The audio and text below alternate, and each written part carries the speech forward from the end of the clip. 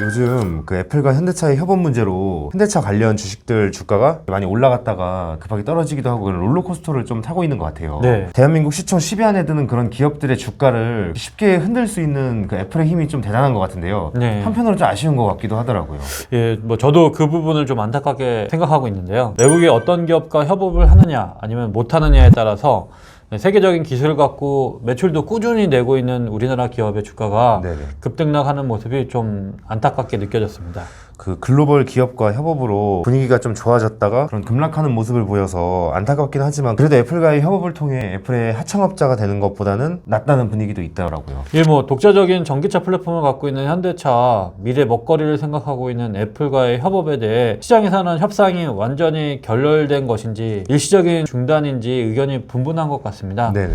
애플은 현대차 외에도 여러 자동차 생산업체와 협상이 결렬되고 있다는 뉴스가 계속 나오고 있는데요. 업계 전문가들은 기업의 이해관계를 넘어서 아이폰이라는 이제 생태계를 갖고 있는 IT 업체, 그리고 이제 전 세계 4위의 전기차 수출 능력을 갖고 있는 완성차 업체가 첨예하게 대립한 결과라며 주도권을 쥐기 위한 일종의 삿바 싸움? 뭐 이런 진단도 내놓고 있는 것 같더라고요. 그런데 이렇게 애플이 전기차 산업에 뛰어들려는 이유가 도대체 뭘까요? 테슬라 주가가 최근에 크게 떨어지긴 했지만 전기차 업체의 선도주자로 떠오르면서 지난 몇 년 동안 가치가 급증했잖아요. 네네. 전기차에 탑재된 자체 운영체제를 기반으로 소프트웨어 업데이트 그리고 엔터테인먼트 콘텐츠들을 제공하면서 일찌감치 자동차를 하나의 커다란 컴퓨터화하는 그런 흐름을 이끌어왔다고 볼 수 있을 것 같습니다. 네네. 이를 본 애플이 기존 사업의 성장세 둔화를 우려해서 새로운 사업 모델로 자율주행 자동차 개발을 서두르고 있는 그런 해석을 좀 많이 할 수 있을 것 같은데요. 아무래도 정체되고 있는 성장성을 타개할 수 있는 새로운 신성장 동력이 필요한 애플의 승부수라고 볼 수 있을 것 같습니다. 자동차 시장은 2조 달러에 달하는 막대한 시장인데 여기에 이제 사물 인터넷 기술이 통합되고 요즘 현대인들에게 필수품이라고 할 수 있는 자동차, 스마트폰이 하나로 어우러져서 네. 음악 콘텐츠와 각종 서비스를 같이 할 경우에 네네. 스마트폰에서 구축한 산업 생태계를 넘어서 엄청난 시장 점유를 할 수 있다는 애플의 구상인 것 같고요. 그 말씀하시는 대로 미래에는 자동차와 IT가 결합된다면 엄청난 시장이 펼쳐질 것 같아요. 여기에 우리 한국 기업들도 같이 동참해서 좀 좋은 성과를 냈으면 좋겠다는 바람인데요. 근데 얘기를 하다 보니까 애플과 테슬라 얘기만 지금 했는데요. 네. 우리나라의 기업들에 대한 얘기를 좀 했으면 좋겠어요. 네. 오늘 그럼 정확히 들려주실 내용 어떤 걸까요?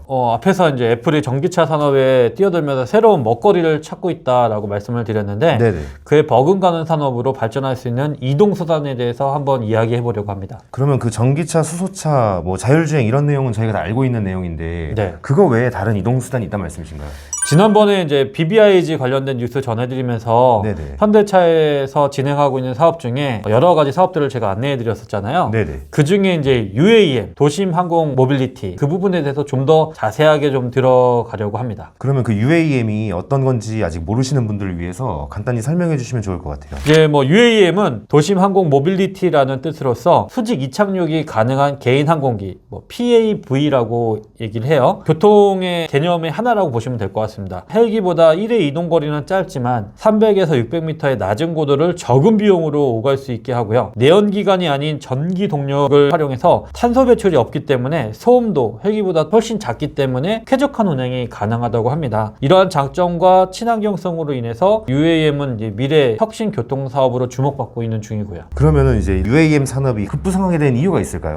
일단 현재 우리나라뿐만 아니라 세계 주요 도시의 인구 밀집이 과밀화되어 있는 상황이잖아요. 네네. 그러면서 심각한 교통체증이 늘어나고 있는데 네. 그 해결 방안으로 UAM이 떠오르고 있는 것입니다. 먼 미래의 일이라고 생각되었던 것이 최근에 자율주행, 5G 통신, AI, 전기 배터리 등이 기술 발전이 급격하게 이루어지면서 UAM의 상용화가 현실화되자 전 세계 각국이 시장 선점에 지금 뛰어들고 있는 상황이라고 보시면 될 것 같아요. 그리고 UAM은 교통체증 해결뿐만 아니라 산업의 생산, 치안, 환경, 재난 인프라, 그리고 건설, 물류, 운송, 오락 등 다양한 영역에서 활용이 가능할 것으로 예상하고 있습니다.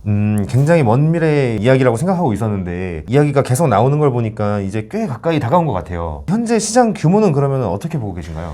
아직 이게 상용화되려면은 좀 시간이 더 걸리고 좀 지켜봐야 하는데 네네. CES 2021 이후에 미국을 중심으로 UAM 산업에 대한 기대가 굉장히 확대되고 있는 추세이고요. 네. 모건 스탠리는 조금 공격적이긴 하지만 UAM 시장이 시장이 2040년까지 약 1조 5천억 달러, 네. 하나 약 1,700조 규모로 성장할 것으로 전망하고 있습니다. 아직 시작하지 않은 산업이라 예측에 불과하지만 현재 전 세계 자동차 시장이 2,000조 원 정도 되는데 앞으로 그 규모가 비슷해질 것으로 예상하고 있는 거고요. 그러면 UAM 시장이 이렇게 얘기해 주신 대로 앞으로 크게 성장할 것 같긴 한데 지금 정확히 어느 단계 정도 와 있을까요? 모건 스탠리의 이제 UAM 리포트를 보면 2000년대 후반 중국 정부의 주도하에 드론 사업이 전폭적인 투자를 하면서 중국은 미국의 드론 기술을 뛰어넘었다고 지금 보고 있거든요. 가장 먼저 UAM의 큰 시장을 형성할 것으로 보고 있는데 네. 실질적으로 이 분야에서 글로벌 1위 업체인 중국 이항이라는 기업이 전 세계 국가들과 사업을 진행하고 있습니다. 네네.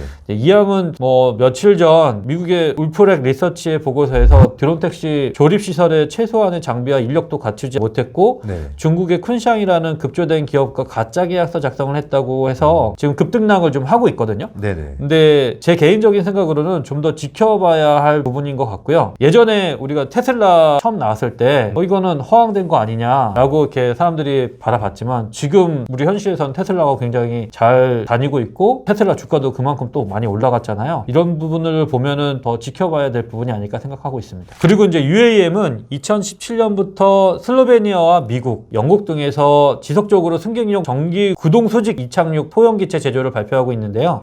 유럽의 관심이 뜨거워지고 있긴 합니다. 노르웨이 같은 경우는 민간공항 항공장으로부터 운영 허가를 이미 받았고요. 그리고 오스트리아 린츠와 네덜란드 로테르담 항공청, 프랑스 등지에서도 UAM 시연을 지금 했습니다. 네. 그리고 이제 우리나라에서도 2020년 11월에 여의도에서 UAM 시연을 했는데 2023년부터 서방용으로 UAM을 활용하고 2025년에는 드론 택시 상용화를 추진하고 있습니다. 그렇다면 앞으로 우리나라의 UAM 관련 산업의 전망은 어떨까요? 다국적 컨설팅 업체인 KPMG의 네. 분석을 토대로 하늘 위에 펼쳐지는 모빌리티 혁명, 도심항공 모빌리티라는 보고서를 발간했는데 네. 그 보고서에 따르면 2030년이면 도심항공 모빌리티 이용자 수에서 서울이 세계 3위 수준으로 성장할 것이라는 전망이 나왔습니다. 네. 장기적으로는 비용도 택시와 비슷한 수준까지 떨어질 것으로 분석을 했고요. 국토교통부 등에서 이제 한국형 도심항공교통 KUAM 로드맵을 발표를 했는데 UAM 산업 육성을 위한 구체화된 전략을 발표했습니다. 로드맵상 국내 UAM의 상용화 시기는 2025년이고요. 네네.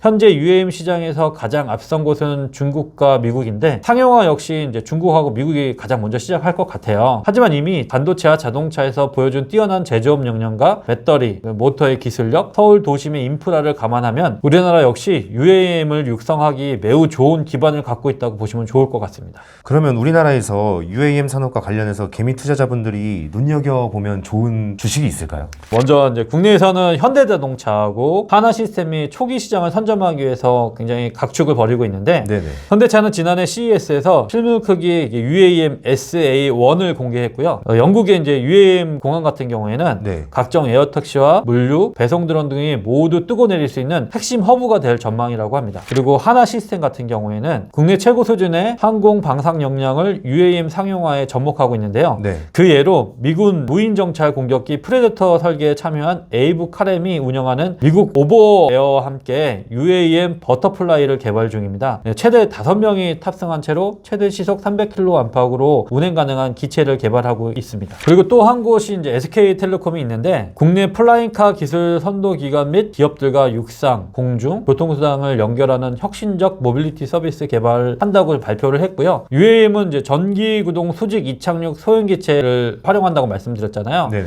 항공 이동 서비스를 하면서 승용차로 1시간 걸리는 거리를 20여 분 만에 갈 수 있다고 좀 발표를 했습니다. 다양한 육상 교통수단과 연계도 가능해서 도시인의 생활을 혁신할 서비스로 주목하고 있는 중이고요. 이 밖에 UAM 국제까지 수행을 하고 있는 베셀, 그리고 드론 실시간 영상관계 솔루션을 개발하고 있는 제이언 시스템, 산업용 드론 개발을 하고 있는 네온테크 등 중소기업들이 있습니다. 우리나라에도 UAM 관련한 그런 기업들이 많이 있네요. 네. 사실 UAM이 앞으로 좀 이렇게 크게 성장할 그런 산업인 것 같긴 해요. 그러나 이제 완전히 바로 앞에 상용화가 와 있는 건 아니기 때문에 그렇죠. 보시는 분들께서 UAM 쪽 관련된 그런 산업들이 어떤 것이 있는지 공부하시는 차원에서 보셨으면 좋겠고요. 네. 그리고 언젠가는 그래도 이 UAM이 크게 상용화가 될 날이 올 거니까 네. 또 그때를 대비해서 이 기업들에 대해서 좀 눈여겨보시고 있으면 좋을 것 같습니다. 네네. 오늘도 좋은 내용 준비해 주셔서 정말 감사드리고요. 저희는 그러면 다음 시간에 또 다른 내용으로 찾아뵙도록 하겠습니다. 감사합니다.